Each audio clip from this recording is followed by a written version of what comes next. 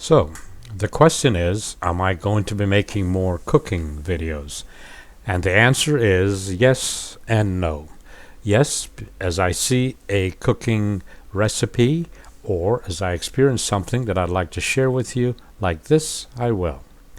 Today, I'd like to share this with you because I am so impressed with this meal. It is super easy, and in my opinion, it is healthy.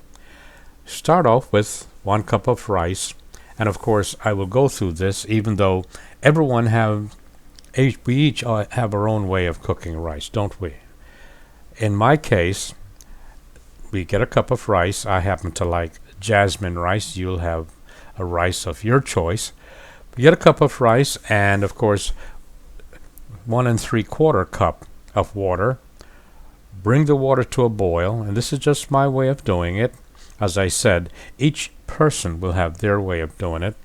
To the boiling water, I will add a cup of rice. So 1 3/4 cups of water. To the boiling water, I will add a cup of rice. And, of course, I will stir well.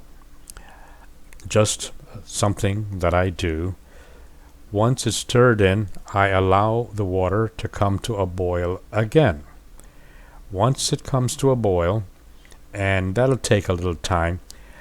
Right now you're looking at real time, but it all depends, I think, on the amount of rice you're putting in, and it depends on your altitude, a lot of different things. Anyway, so once the water comes to a boil and it's placed in the thing, all you have to do now is to boil it for about another 5 minutes, and then you want to put the lid on, and then you want to turn the stove off.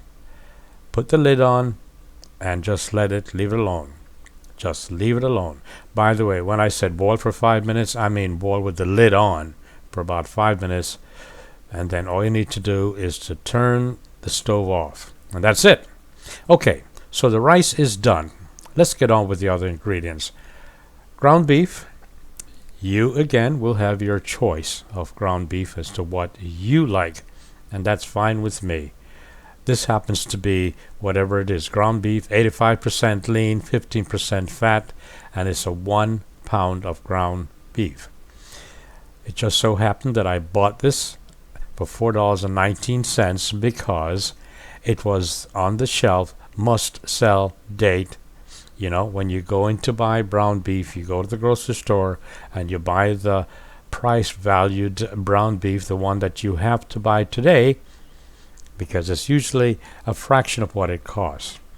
So you get the ground beef of choice. Whatever ground beef that you like, that's what you get.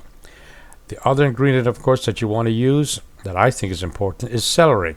Now, how much celery you use depends on it really depends on how much celery you like. I happen to like celery a lot, so I use 3 or 4 stalks. I also use onions.